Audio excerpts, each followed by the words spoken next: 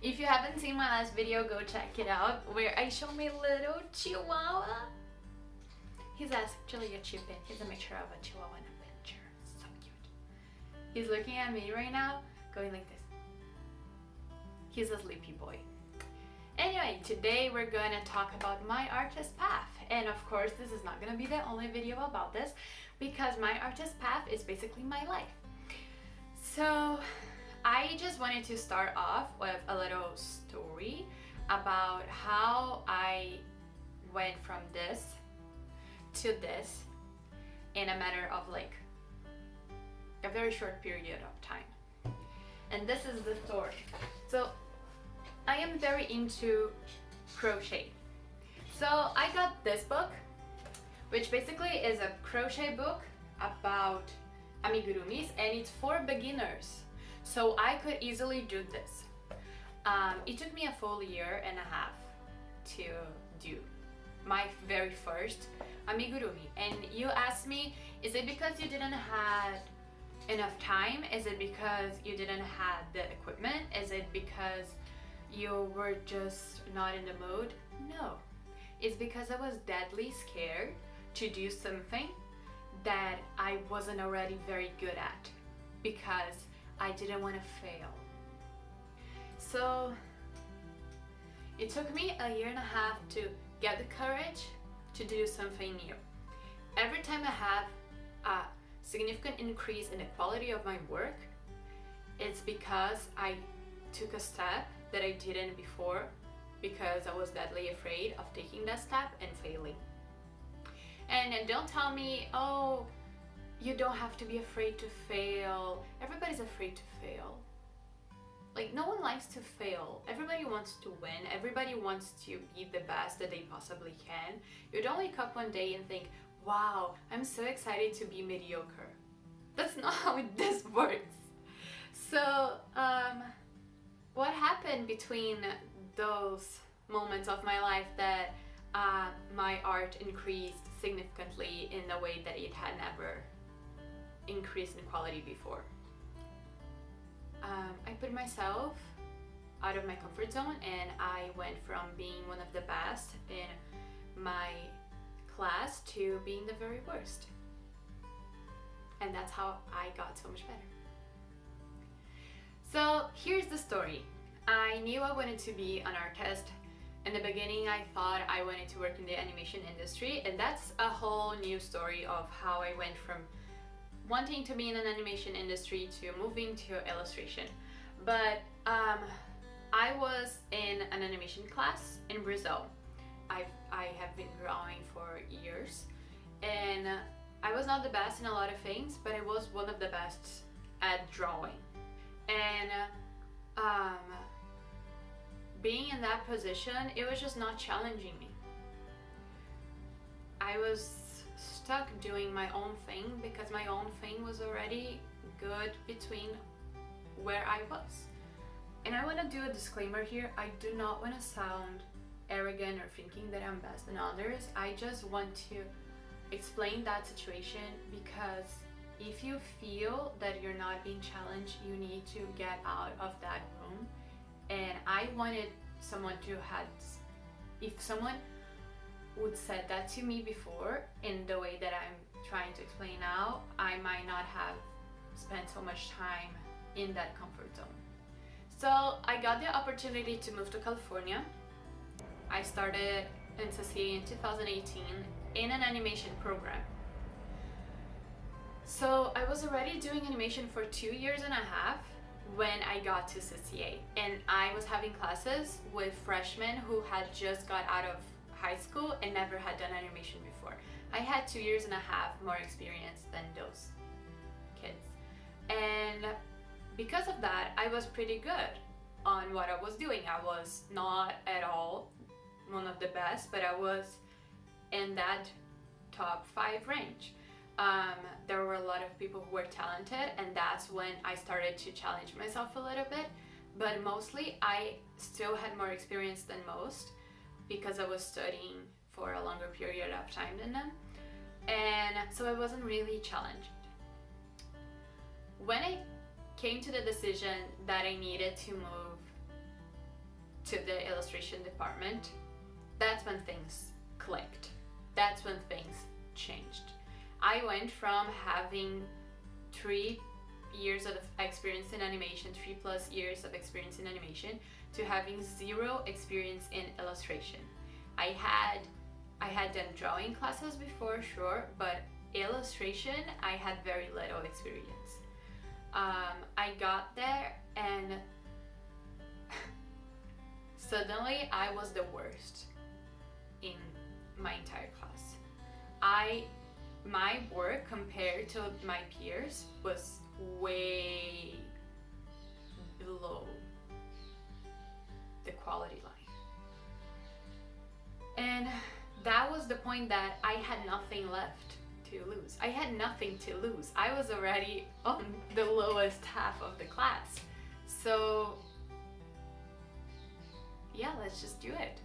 And by watching my peers work, by seeing the amount of time they put into art, the amount of details, the steps that it's needed to get a drawing to an illustration, that's when I started to realize that I still had so much to learn that I didn't know I had to learn.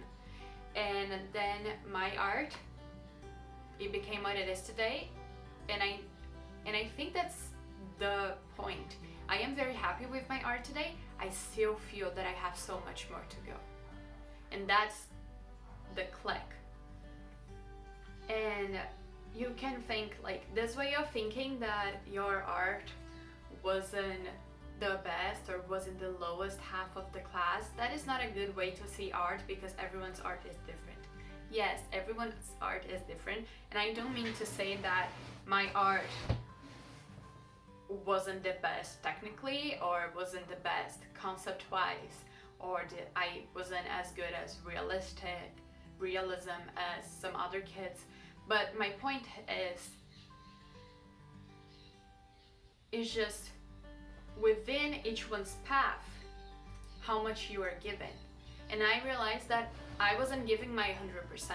I wasn't giving all I could to that piece. And I think that it's pretty okay to look at your peers and think, wow, this kid draws better than me. Wow, I really admire how they do color, and I think they do color better than me. That is the type of competition and envy that I look for. So here's another story moment. There was this guy who was a friend of mine. He was in one of my illustration classes. He was amazing. It's just ridiculous how good he was. And he really liked my pieces too. So in a way, we were always giving each other feedback. During crits, we would always say what we were thinking about the piece. And I remember this day, he had an amazing painting. And I was just so pissed because it was so good. And I looked at him and I said, during crit, in front of the entire class, I looked at him and I said, this piece is so good, it's actually offensive. And he looked at me and I could see that he understood what I said. Think of your favorite artist. Would you want them to never have existed so that you could be a better artist by comparison? Of course not. Because you want your favorite artist to exist. You want them to exist in the world so that you have them as an inspiration and an example. That type of jealousy is the good type of jealousy. You want them to be better so that they can push you to be better still. And that was the moment that me and my friend realized that we were doing the right thing. We were very jealous of each other's art, and because we were so jealous of each other's art, it was making us be better.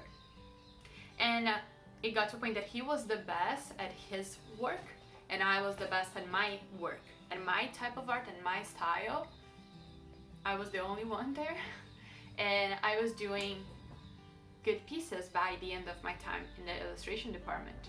So what I'm saying is, if you feel that you are in a place where you're not being challenged. You have to leave.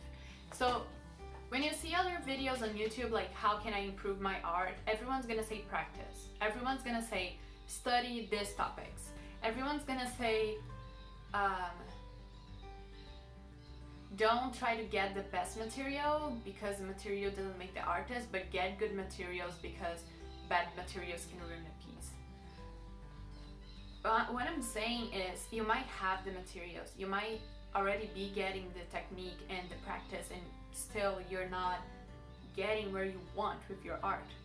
My piece of advice, put yourself in the lowest half of the room you are in. If you can join an art school or an art club, do it.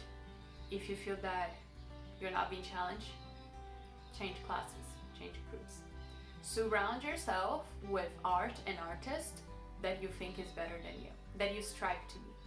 Start following people that you really admire and start looking at them as real people and not just pieces of artwork online that were made by, I don't know, superhumans. They're all people. Every single piece of artwork that you saved on your Pinterest and that you look at it and you think, wow, this is so good. I wish one day my art could look half of this. All these people are people. All these artists are real humans. They don't have anything that you don't have to produce that. They don't have superpowers. Challenge yourself by being awful. Because when you feel that you are not nearly as good as the people around you, that's when you're gonna look at it and think, I have nothing to lose. The only way forward is up, and I'm gonna just learn and get inspired by all the people around me. So this is gonna be the video for today. I'm gonna share with you that I don't have this video's script. I don't have a script for the video. So I started the video thinking it was gonna be more of my path as an artist. It ended up being a video about how you need to challenge yourself. And that's okay. And that's the video that needs to be out there, and that's the video that was genuine and on my mind today. I don't want to start scripting my videos. It's just gonna be about what I feel needs to be out there today. I hope you still like it. If you have any questions, I'm always free. Just DM me or comment. I really try to answer as many as possible, as many people as possible in the comments section. Say bye bye people of the world. Bye bye people. Bye bye.